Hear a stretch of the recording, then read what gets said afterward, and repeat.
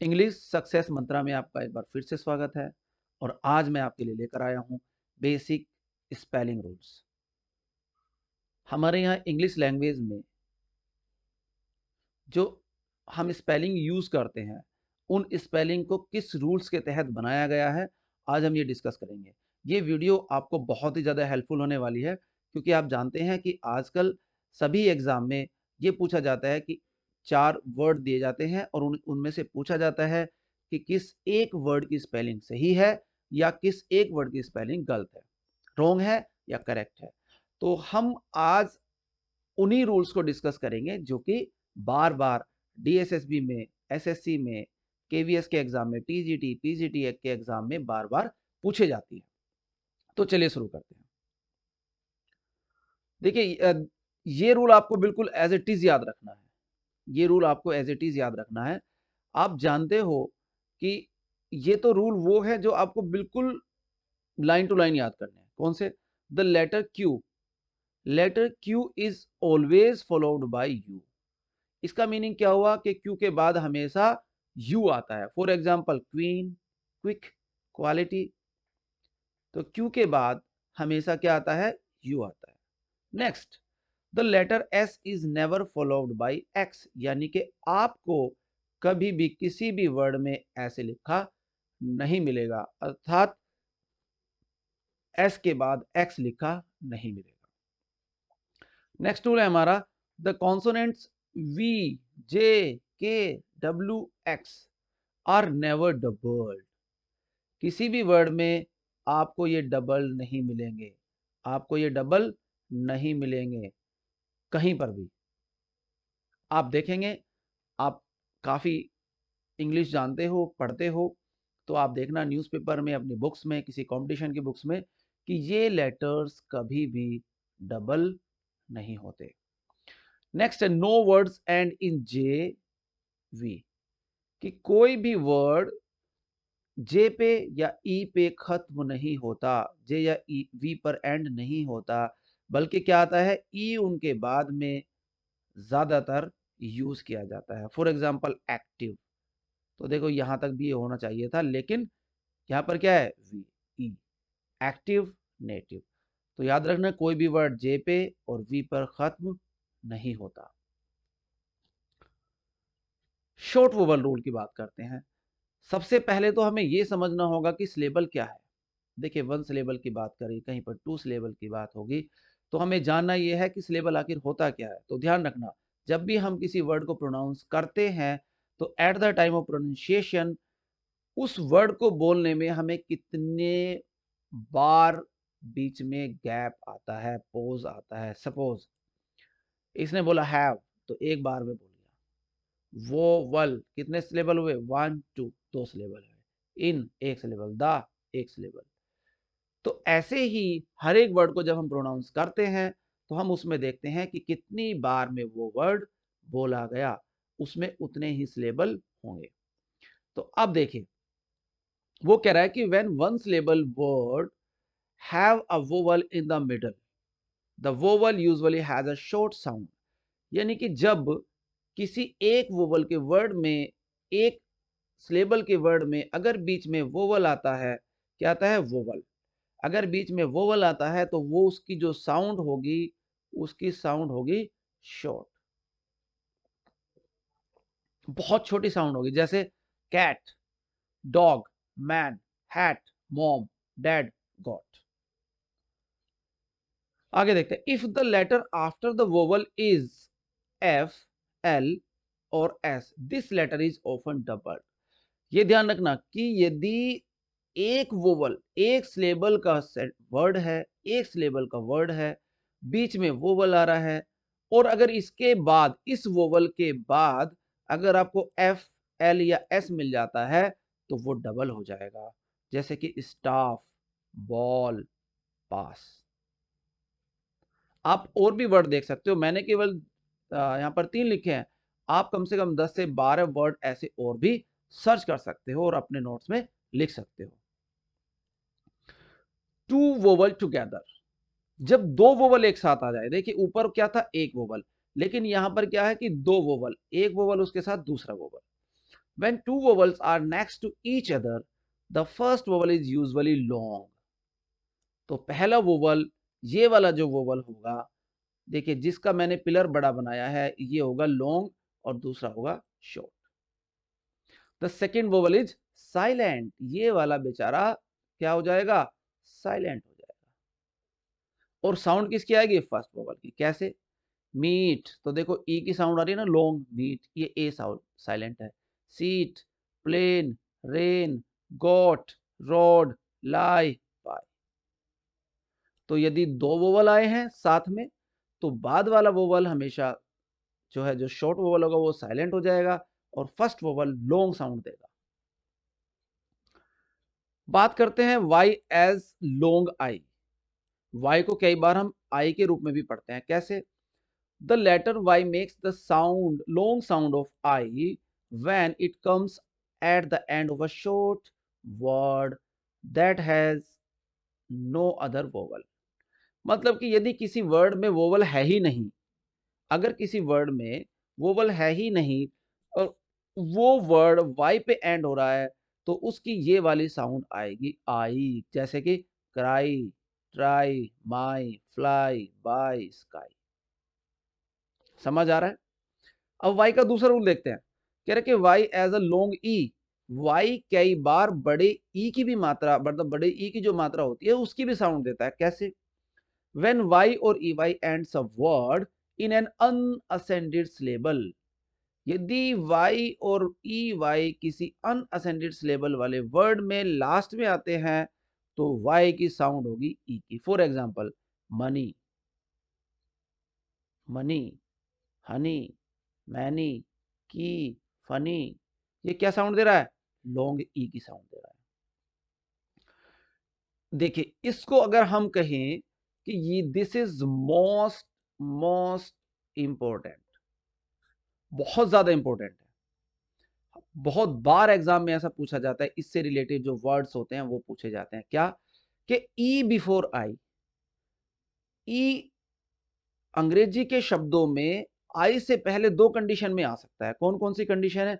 Condition number 1, write E before I when the sound is long A. यानी कि जब sound ए की आ रही हो, लॉन्ग ए की साउंड आ रही हो, तब ई आई से पहले आएगा. कैसे? वेट, तो देखो ई आई से पहले है कि नहीं है. फ्रेट, ई आई से पहले है. रेन, ई आई से पहले है. मैंने यहां पर 3 वर्ड लिखे, आप कम से कम 10 से 12 और भी लिख सकते हो. ध्यान रखना, जब हम किसी वर्ड को बोलते हैं और बोलते समय यदि साउंड लॉन्ग ए की आ रही है, तो ई जो है वो आई से पहले आएगा. आप एक वर्ड ये भी लिख सकते हो, नेबर. तो देखो, ने आ रहा ना एक ही साउंड, तो ये उस ई जो है वो आई से पहले आएगा. Condition number 2, when there is a sound C preceding. यानी कि जब इनसे पहले, किनसे पहले? ई और आई से पहले यदि सी की साउंड आए, तो समझ जाना कि पहले ई आएगा, बाद में सी आएगा. फॉर एग्जाम्पल, रिसिप्ट, देखो सी की साउंड आ रही है ना. रिसीव, सी की साउंड. सीलिंग, सी की साउंड. डिसीव, सी की साउंड. कंसीव, सी की साउंड. तो इस तरह से जब सी की साउंड आएगी तो ई पहले आएगा और आई बाद में आएगा. और जब लॉन्ग ए की साउंड आएगी तो ई पहले आएगा और आई बाद में आएगा. This is very very important. कम से कम आपको 10 से 12 वर्ड ये भी लिखने चाहिए अपने नोट्स में. नेक्स्ट रूल की बात करते हैं, जिसमें आई ई से पहले आता है. आई ई से पहले आएगा. कैसे आएगा भाई? अभी हमने ऊपर की दो कंडीशन क्या क्या बताई थी कि या तो लॉन्ग ए की साउंड आए या फिर सी की साउंड से रिलेटेड हो, तो ई पहले आता था और आई बाद में आता था. लेकिन अब इन दोनों साउंड को छोड़ दो, बाकी कोई भी साउंड हो तो ये आएगा. जैसे write E before E when the sound is long E. Long E, any long E. जैसे रिलीव, तो आ रही है ना बड़ी ई की साउंड. रिलीफ, आ रही है ना बड़ी ई की साउंड. रेप्रीव, आ रही है ना बड़ी ई की साउंड. तो जहां कहीं पर लॉन्ग ई की साउंड देगा तो पहले आई आएगा, बाद में ई आएगा। ये बहुत इंपॉर्टेंट रूल है। आगे चलते हैं। देखिए, जब हमारे सामने कोई वर्ड बोला जाता है तो जैसे ये ओ यू और ओ डब्ल्यू, तो इनका ध्यान रखना कि ये जो ओ यू है, ये जो ओ यू है ये आएगा बीच में, वर्ड के बीच में, और ओ डब्ल्यू आएगा वर्ड के एंड में। जैसे example, mouse, house, found, mount. लेकिन ओ डब्ल्यू का आएगा लास्ट में, बोरो, रो, थ्रो, क्रो। समझ गए? Double consonant. अब आपने देखा होगा कई बार कि दो दो लेटर लिखे जाते हैं जब हम किसी में सफिक्स कोई जोड़ते हैं। वो हर एक वर्ड में नहीं होता, कहीं कहीं पर होता। कहां होता है?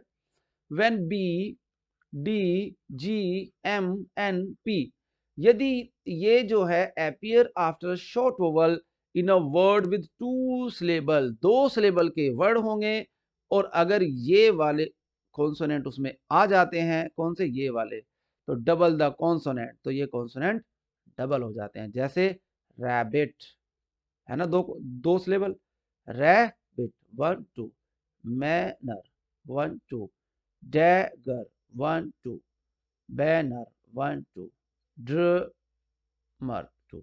यानी कि दो सिलेबल होने चाहिए, और ये जो है वर्ड अगर आ जाते हैं, ये जो लेटर अगर आ जाते हैं ये वाले, तो इनको हम क्या कर देंगे? डबल कर देंगे। अब सफिक्स से रिलेटेड कुछ रूल्स हमने देखो बात करते हैं। एंडिंग विद ई, अगर कोई लेटर, अगर कोई वर्ड लेटर ई पे खत्म हो रहा है और वो साइलेंट है, तो drop the E before adding a suffix which begin with a vowel. देखें, एक वर्ड है, उसका लास्ट लेटर है ई, अब हम उसमें कुछ सफिक्स जोड़ रहे हैं। क्या जोड़ रहे हैं? सफिक्स। तो सफिक्स अगर वोवल से स्टार्ट है, और एक कंडीशन क्या हो सकती है? कॉन्सोनेंट से स्टार्ट है। तो अगर वो सफिक्स वोवल से स्टार्ट है तो हमारा जो ई है वो कट जाता है, ई वहां से हट जाता है। और अगर कॉन्सोनेंट होता है तो ई लिखा जाता है। फॉर एग्जाम्पल देखिए, स्टेट एक वर्ड है, हमने इसमें जोड़ा आई एन जी, तो देखो यहां पर आ रहा है ई, और जिसको हम जोड़ रहे हैं उसका फर्स्ट लेटर है वोवल, तो ई का होगा, ई हमारा हट जाएगा और ये बन जाएगा स्टैटिंग। लाइक यहां पर हमारा लास्ट लेटर है ई, और हमें क्या जोड़ना है? आईएनजी जोड़ना है। आईएनजी क्या है? आई जो है वो वोवल है, तो हमारा सफिक्स वोवल से स्टार्ट हो रहा है, इसीलिए हमारा जो ई है वो हट जाएगा और ये बन जाएगा लाइकिंग। अब दूसरा, जब कॉन्सोनेंट आ जाए, देखिए अब हमारा सफिक्स किससे स्टार्ट होगा? कॉन्सोनेंट से, तो हमारा ई ऐसे रहेगा। फॉर एग्जाम्पल स्टेट, ई तो है लास्ट में, लेकिन इसमें हम जो जोड़ रहे हैं वो कॉन्सोनेंट है, इसलिए हमारा ई ऐसा का ऐसा ही आ जाएगा, स्टेटमेंट। Useful, amusement. वाई के रूल की बात कर रहे हैं। Y, when Y is the last letter in a word and the Y is preceded by a consonant, suppose करो, और उसमें अगर हम कोई सफिक्स जोड़ते हैं तो उसको आई में बदल देंगे। कैसे? देखिए, सबसे एक वर्ड है, सबसे लास्ट का लेटर है वाई, और वाई से पहले आ गया हमारा कोई भी कॉन्सोनेंट। क्या आ गया? कॉन्सोनेंट आ गया, तो वाई का क्या करेंगे? वाई को आई में बदल देंगे। फॉर एग्जाम्पल ब्यूटीफुल, तो देखिए ये तो हमारा वाई आ गया और इससे पहले कॉन्सोनेंट है, तो हम वाई को क्या कर देंगे? आई में बदल देंगे और फुल जोड़ देंगे। यहां पर आप एक रूल और भी देख सकते हो, जब किसी भी वर्ड में हम फुल जोड़ते हैं, अगर हम किसी भी वर्ड में फुल जोड़ते हैं तो एक एल हट जाता है।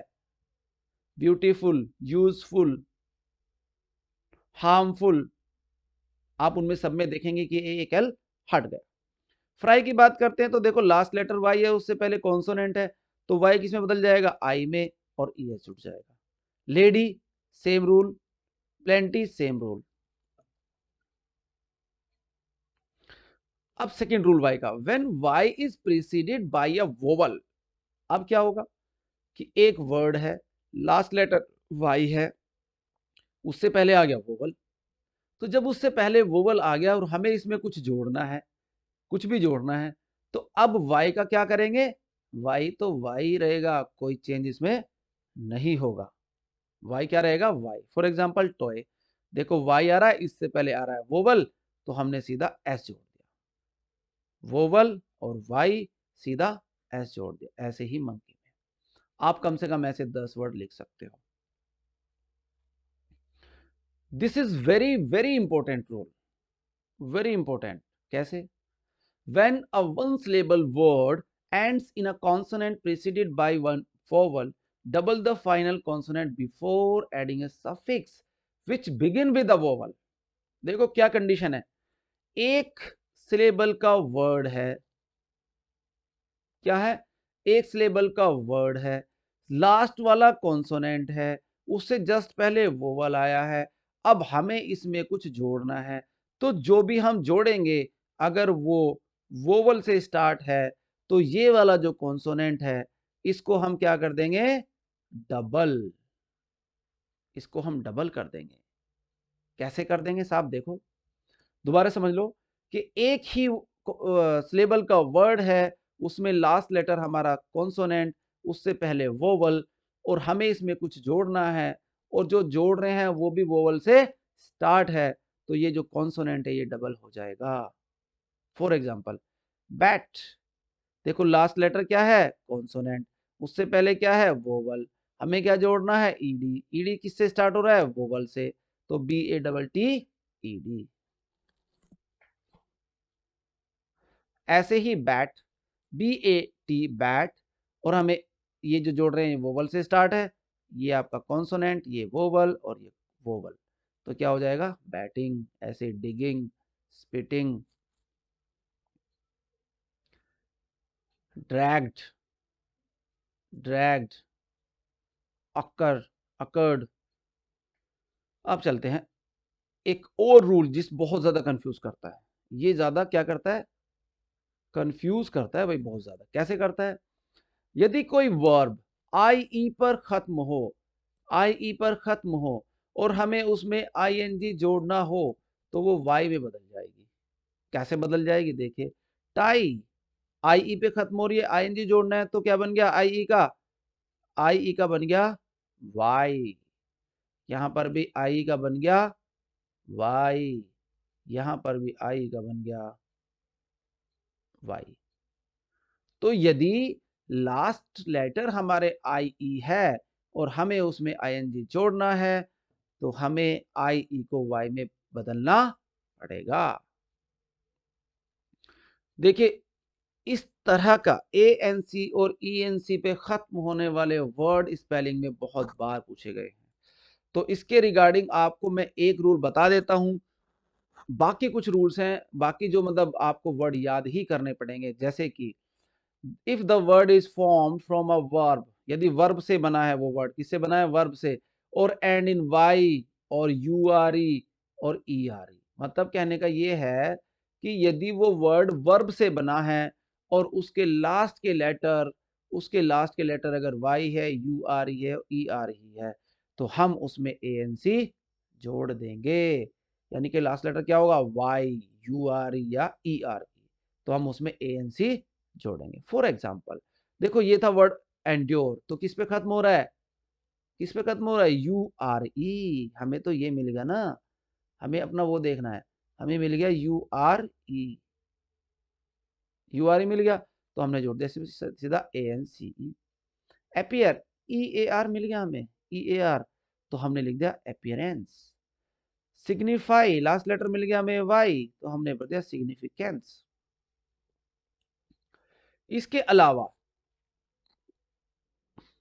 अलावा कुछ और भी वर्ड है, कुछ और भी वर्ड्स है जिनको हमें याद करना पड़ेगा। ये clearance, guidance, acceptance, relevance, ignorance, importance, तो ये आपको क्या करने पड़ेंगे, याद करने पड़ेंगे। लेकिन दोस्तों ये ध्यान रखना कि यहां पर जो वर्ड मैंने लिखे हैं ये बहुत बार, एक बार नहीं, बहुत बार एग्जाम में पूछे गए हैं, किसी ना किसी एग्जाम में पूछे गए हैं, इसीलिए वहां से एग्जाम वर्ड लिखे हैं। Word ending in ENCE, ENC, अब ENC में क्या है भैया, ईएनसी में हमें सिर्फ ये देखना है कि यदि वो वर्ब है, वर्ब से वो वर्ड बना है और लास्ट लेटर ERE है, तो तब हमें ENCE जोड़ना पड़ेगा। जैसे रेफरेंस, ये किससे बना? रेवायर से, तो ERE मिला हमें और हमने लिख दिया। इधर भी ERE, एडहेरेंस, इधर भी ERE, कोहेरेंस। तो दोस्तों ये कुछ वर्ड्स और हैं जिनको हमें याद करने हैं, ये भी एग्जाम में पूछे गए हैं, ये भी एग्जाम में पूछे गए हैं, इनको भी हमें याद करना है। तो ये सभी के सभी किसी ना किसी एग्जाम में जरूर पूछे गए हैं, इसीलिए मैंने इनको यहां पर लिखा। आप भी क्या कर सकते हो, आप भी कुछ और वर्ड ऐड कर सकते हो, यहां पर ऐड कर सकते हो। दोस्तों मैं एक वर्ड आपको और बताना चाहता हूं रूल, कि यदि किसी वर्ड का लास्ट लेटर एफ या FE है, तो जब हम उसमें S या ES जोड़ते हैं तो उसका क्या बन जाता है? यदि हम उसमें क्या जोड़े, S या ES जोड़े, तो F और FE का बन जाएगा V, और फिर ES जुड़ेगा। देखिए KNIFE,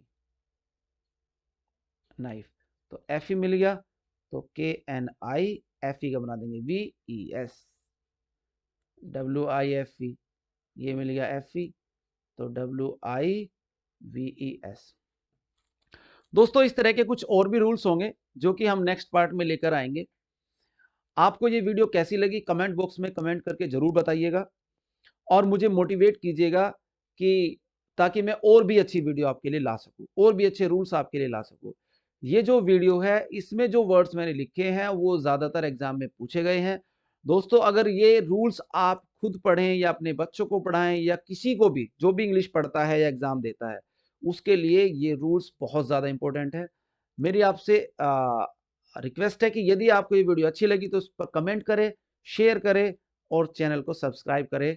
thank you so much.